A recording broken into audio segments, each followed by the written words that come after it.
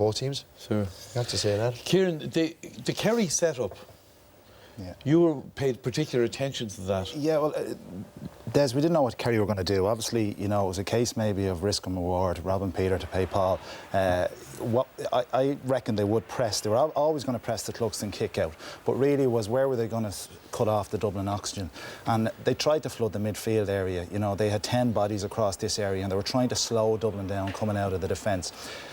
It worked in part, and it did slow Dublin down, but the law of averages, if you leave Dublin in space in the inside, if you leave the Paddy Andrews in space, the Bernard Brogan in space, they're going to get scores. Paddy Andrews had an exceptional year. You can see there a ball went into him, he's in a one-on-one situation and ends up a free.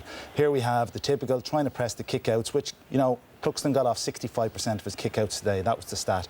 But again, they were committing bodies forward. You commit bodies forward, you leave space at the back. Yeah. And if you think back to Dublin when they've struggled in 2015, it's when they've come up against a blanket defence, when you've 10 or 12 of these bodies within the 50-yard of the defence, not across the middle. So that was a risk based on Ian Fitzmaurice looking at the two Mayo games. He felt to try and cut Dublin off, track the runners, slow their game down, slow their momentum down, but you're leaving, you're taking a risk by leaving the likes of Bernard Brogan, Paddy Andrews inside. If you're committing to the kick out, you have to. There's going to be space at the back line. You know, and I think they hope that their half forward line would play a bigger role maybe defensively. But Anthony Marr was kind of the last man in defence. He was drifting back to cover, but he was kind of caught in no man's land. It was a role that didn't really suit him, I don't think. So Dublin exposed that, particularly in the second part of the first half. Yeah. In contrast, Dublin's defence, all our panellists have been raving about how good the Dublin defence was today. Yeah, and there is a real context for this, because after the Mayo semi-finals, you know, they nearly made a hero out of Cillian O'Connor with the amount of scoreable frees that they conceded and were scored against them. So hats off to their defensive coach, their tackling coach in the last few weeks, because by my reckoning, first half, not a single scoreable free conceded, and the second half there was one to Brian Sheehan during garbage time. Yeah. It didn't really matter at that stage. So it was fantastic commitment to the tackle and getting there on time all the time. We picked out a few clips just to demonstrate that in many instances some of the Dublin lads were very much in second place to the ball, and yet made it. I think Johnny Cooper is the first. Yeah, it is the first one we're going to look at. He's really second best there, but the heart and the want, the desire, he blows through the Kerry attacker and clears the ball. And that was happening a lot in the first half when Dublin were really setting their stamp on it. Again, you'd have to say a defender's ball. You see Keane O'Sullivan again just slipping in behind just in case, but Rory O'Carroll banging it out with real conviction. The exact same here again. Jack McCaffrey, you'd have to say he's in second place, wouldn't you? But look at the hand in, great little flick away, and that was happening all day. And again here, well behind, but look, he eyes on the ball. Look at Keane O'Sullivan slipping in again behind, and there's Johnny Cooper going to say, I'm going to make this ball. And he gets out and takes a chance on it and clears the danger. And I think it was certainly a defender's day based on conditions. But I thought certainly, you know, Jim Gavin made some crucial decisions, particularly in the second half. You know, when Darren O'Sullivan came on and he was marking Keane O'Sullivan, and that Keane O'Sullivan had to watch him for that first 5-minute period, but then there was a switch made. Jack McCaffrey went over. That allowed Keane O'Sullivan to continue his role in the sweep, and then Darren Daly came off the bench as well. So Dublin, certainly, Mick Fitzsimons came in. They made changes in the defence to keep things fresh and to counteract the Kerry strengths. In an All-Ireland final days, in the conditions that prevailed, to give essentially not a scoreable, a kickable free to Kerry, okay, bar the Sheehan one at the end, that is commitment and discipline of the highest order. And the first day against Mayo, as I said, compared to the work they had to do in the fortnight between the Mayo and the final today. Was that a big advantage, you think, Tomas, that Dublin had the Mayo match, the replay, like two huge games in the time that Kerry had to go 4 weeks waiting? Yeah, you'd have to say it is, Des. I mean, every team that plays, you know, you want tough games. Everything was being thrown at Dublin this year, to be fair to them. They took everything like in terms of Leinster, very easy games in Leinster, and that was always being thrown at them.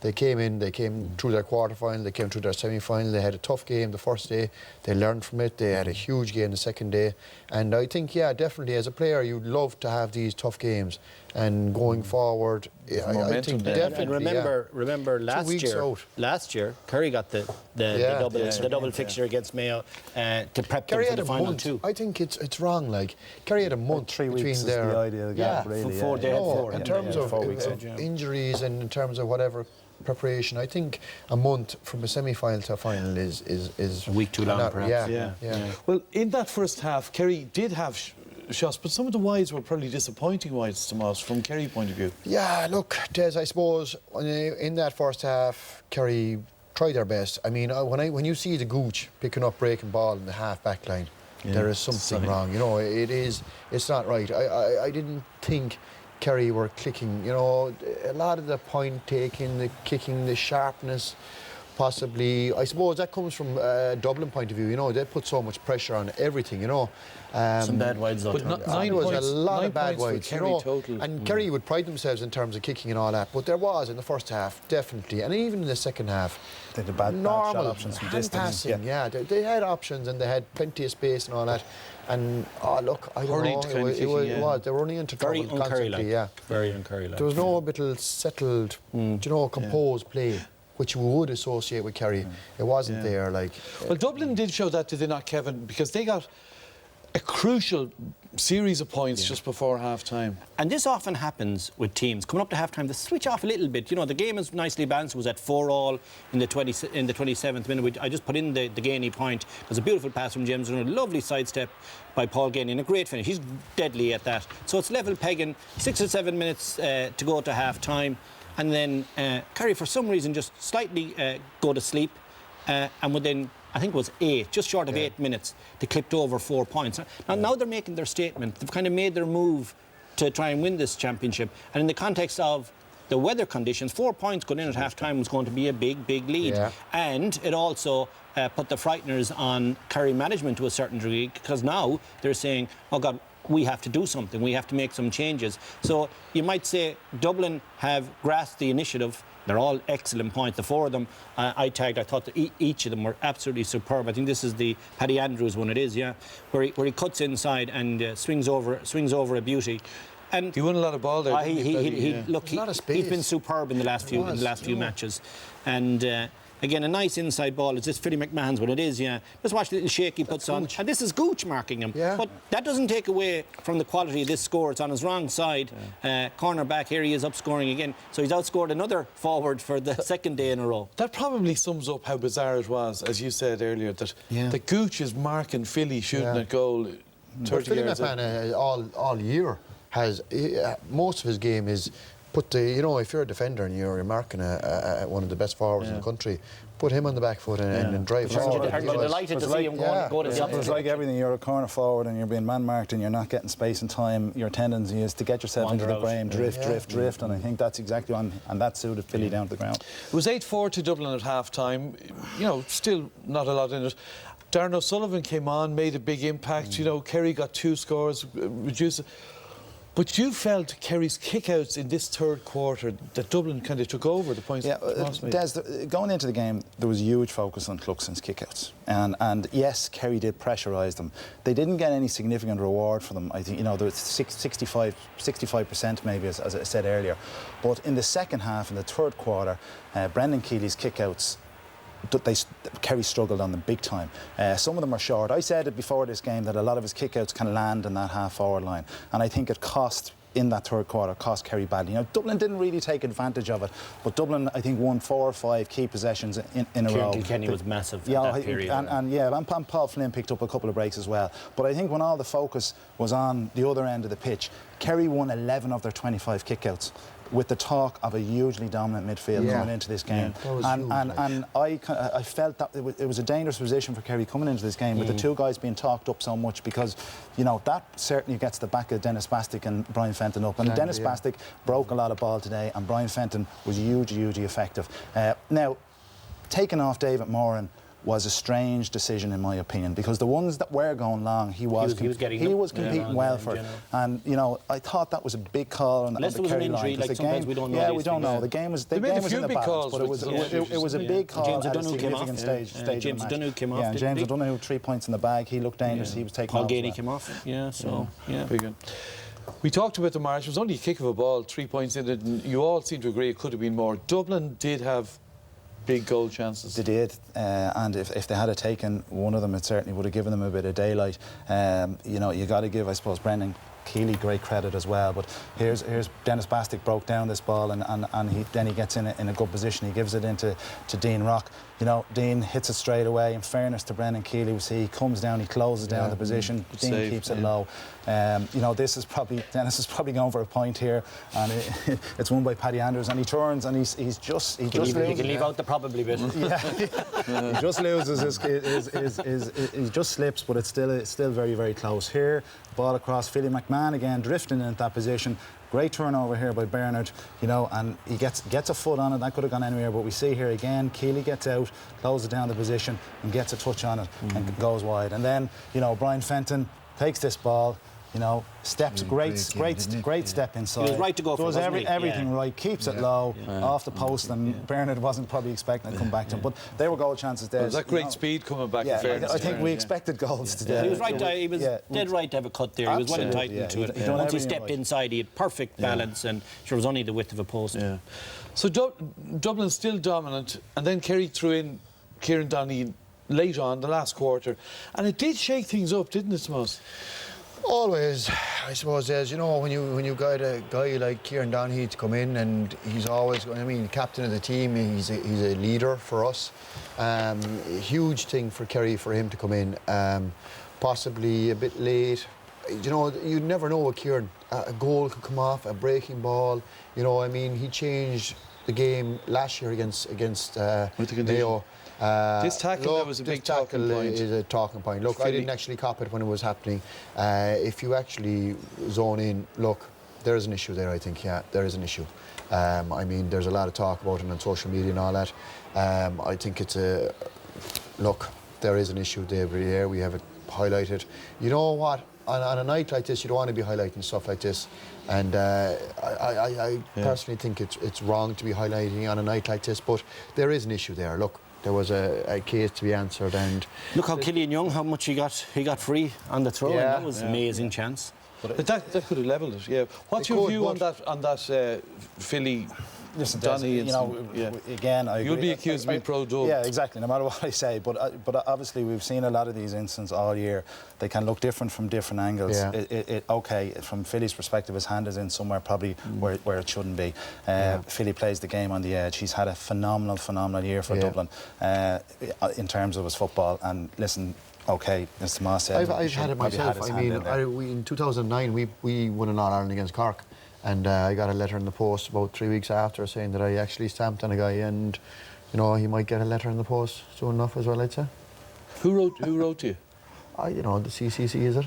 Add an extra one. Did you write back to him? No, I actually contested it. Yeah. And Kevin, what was your view on it? Well, you're saying Kieran would be accused of being pro-Dub. I'd be accused of being anti-Philly McMahon from the last night when we were on the show when there was incidents. So I'm very hard to spot, I'm a bit slow to comment on it, but let me say this. I'm in total agreement with what Kieran says. He's had a great day today, and he spoiled it a little bit by putting his hand somewhere it didn't need to be. Now, that's about as much as I can say about the pictures that are in front of us. One has to be really careful with those pictures. But look, he plays on the edge, and you're going to win some and you're going to lose some. And I agree exactly with your position, Kieran. You know, he didn't need to be. His hand didn't need to be where it was. Alan Brogan came on late on. Now. Two of you have had. He's been some servant to Dublin.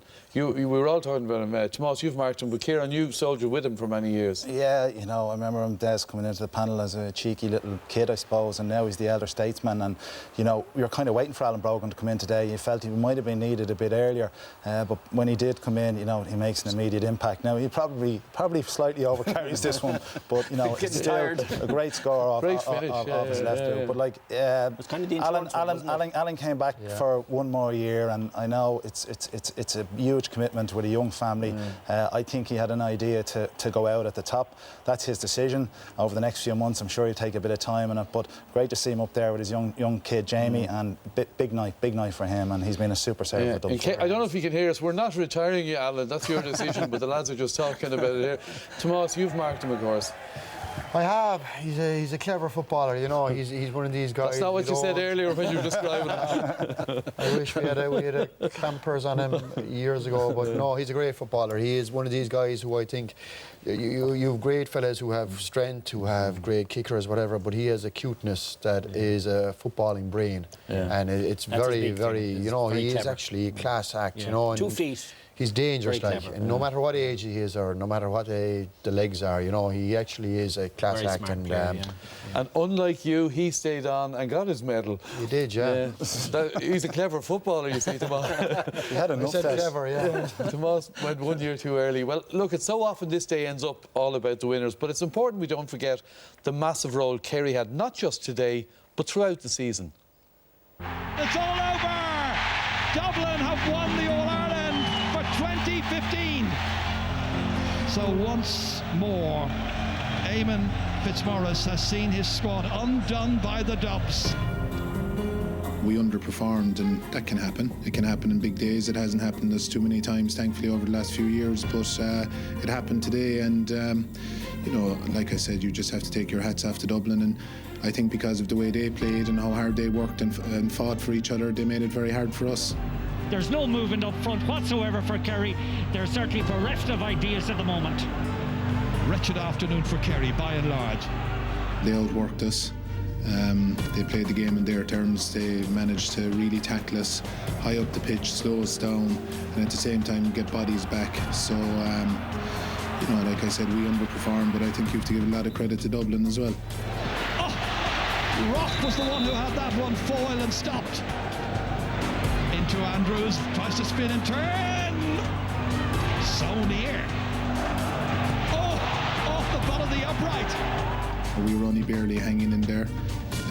Any time that we got anyway close to them at all, they pulled away, and they had a couple of goal chances that they missed, and we didn't just really threaten them at all from the start. They got the first score and they kicked on from there. Here's a chance. Oh, Killian Young had the opportunity and he let it slip from his grasp. Probably would have been daylight robbery today if we got out of it with a draw. You know, but again, you have to give an awful lot of credit to the lads. They didn't give up, they kept at it, they kept fighting to the end, even though it was obvious to everyone we were having an off day, and I'd be very proud of the lads from that point of view. My term is up now, I have 3 years done. You know, a lot of us have a good bit of thinking and talking to do, and we'll do that in time as well. Yeah. You don't know, Tomas, you're a friend of Eamon's. You'd like him to stay on, I think. I would, of course. I think he's a breath of fresh air to Kerry. You know, for the last 2 or 3 years, no fella in Kerry, and he's dropped my brother a couple of times, and I'd be very close to him. Like, and you can't actually question him. You know, he's everybody. I mean, Kerry is a tough county to please, and you've got so many ex-players looking down on county fellas, and he has done brilliantly since he's come in. And we'd be lucky if he stayed on. I hope he does stay on. Good, OK. All right, then, so much more to come on the programme, including, of course, Man of the Match, the Team of Year. But right now in the Sunday game, it's competition time. We've teamed up with Etihad